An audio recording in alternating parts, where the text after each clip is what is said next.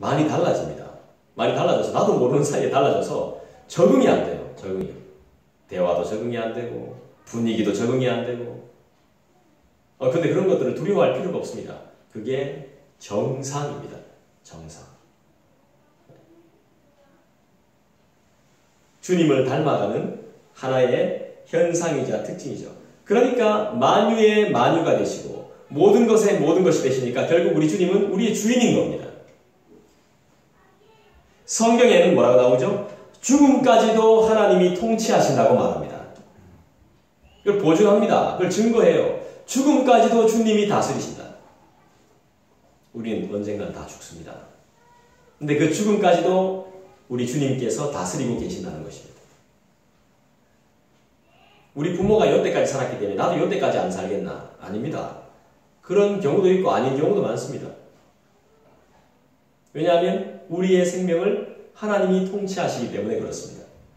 이 살려두시는 건 아직까지 우리에게 할 사명이 있기 때문에 주님 우리에게 맡겨주신 일이 있기 때문에 살려두시는 거예요. 그렇죠?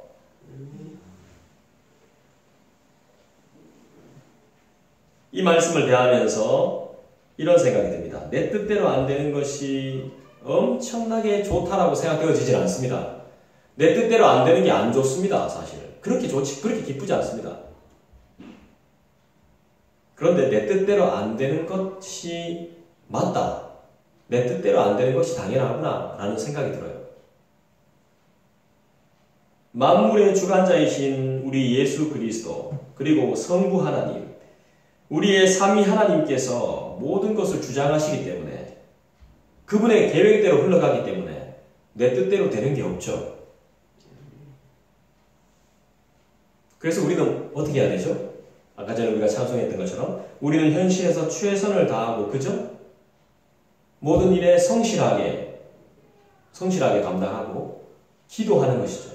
먼 곳에 나가지 못하더라도 내 처소에서 기도하면서 전하고 기도하는 거죠. 그리고 삼위 하나님을 예배하는 예배자로 살아가는 것입니다.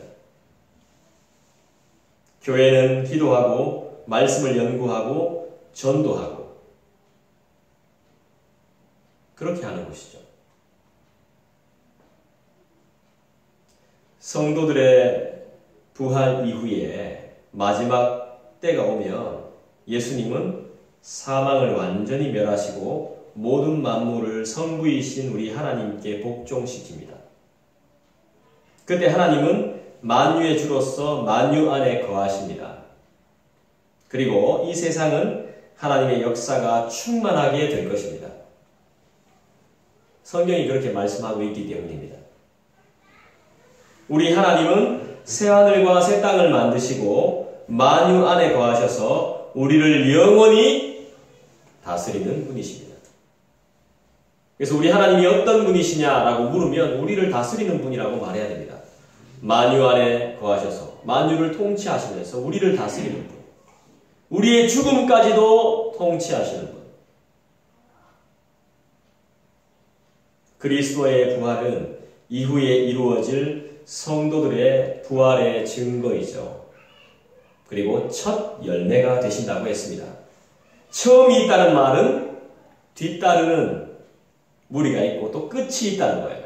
처음이 있다는 건 첫 열매가 된다는 건 끝 열매도 있다는 거겠죠. 무수한 부활이 있을 것이라는 보증이고 증거입니다. 증거. 예수 그리스도를 믿는 자는 부활의 생명을 영원히 소유하게 될 것이고 부활에 대한 확신은 현재의 고난과 어려움을 이기게 해주는 힘이 될 것입니다. 초대교회의 수많은 성도들이 이 부활의 확신으로 현실의 박해를 이겼습니다. 핍박을 이겨냈단 말입니다. 심지어는 이 핍박을 이겨내면서 순교까지도 감당해냈다는 것이죠. 순교까지도 불사하면서 그들의 믿음을 지켰습니다. 이처럼 우리는 부활의 능력을 믿고 있습니까? 그렇다면 왜 현실의 작은 문제들 때문에 낙심하면서 작은 시련들 앞에서 좌절하는 겁니까? 왜 작은 그 힘듦, 내 마음에 안 드는 것들로 인해서 왜 나는 그렇게 힘들어할까요? 어떻게 보면 진짜 별거 아닌데, 그 순간인데 지나고 보면 그냥 금방 사라지는 것들인데, 아이들이 영원히 어리지 않거든요. 걔들이 큽니다. 걔들도 커요. 그 어릴 때 좀 보는 게 사실 힘들거든요. 따라다니면서 치워줘야 되니까. 얘들이 또 위험하거든요. 잠시나 놔두면 막 뭐가 떨어져가지고 눈 진짜 아차 하는 순간에 확 다치거든요.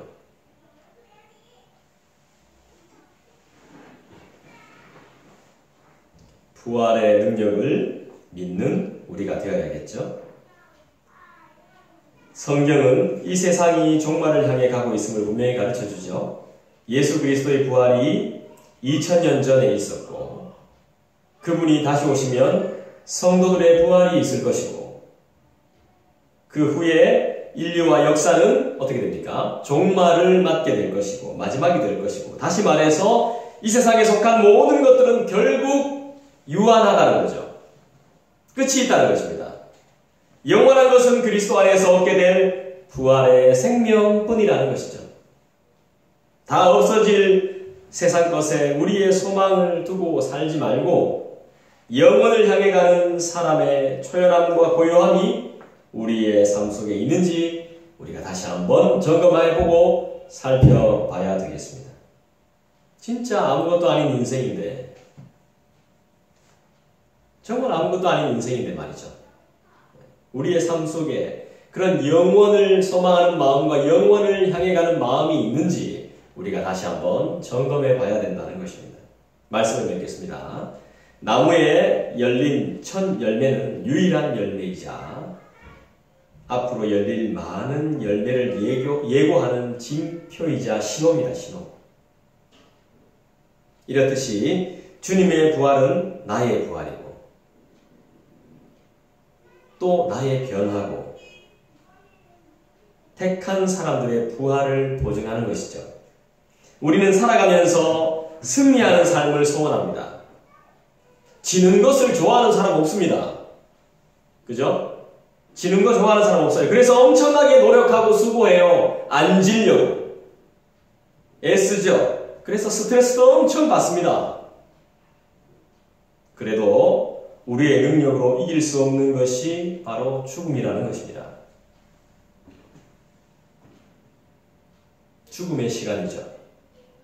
창세기 3장에 보니까 아담 한 사람의 죄로 인류의 죽음이 나타났고, 죽음이 우리를 지배하고 불안하게 만들며 왕노릇하고 있습니다.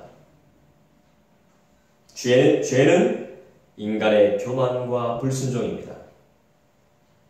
이 죄를 뿌리 뽑아야 됩니다. 죄는 하나님을, 그리스도를, 삼위 하나님의 주권과 은혜를 인정하지 않습니다.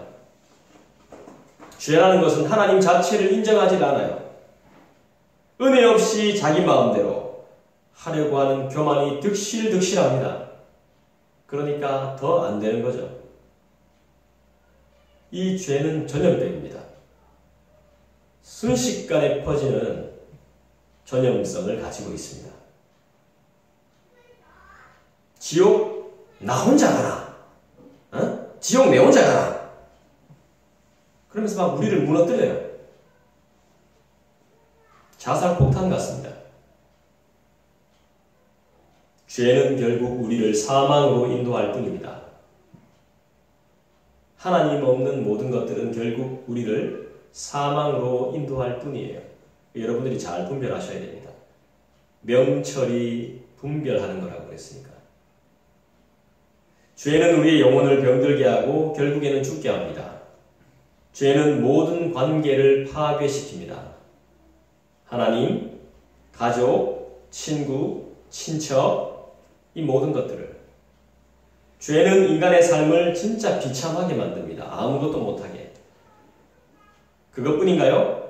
고립시켜서 결국에는 죽음으로 인도해요. 뭐가요? 죄라는 것이. 그렇습니다. 이게 끝인가요? 아닙니다.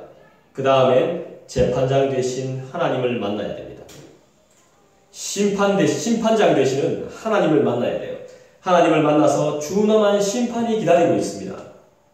죽는데 죽으면 끝이 돼야 되는데 죽음이 또 끝이 아니야.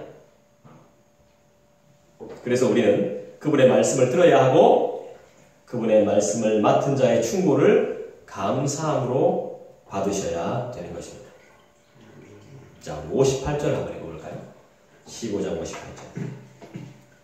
고린도전서 15장 58절. 같이 읽겠습니다. 시작. 그러므로 내 사랑하는 형제들아, 견실하며 흔들리지 말고 항상 주의 일에 더욱 힘쓰는 자들이 되라. 이는 너희 수고가 주 안에서 헛되지 않은 줄 압니다. 기도하겠습니다.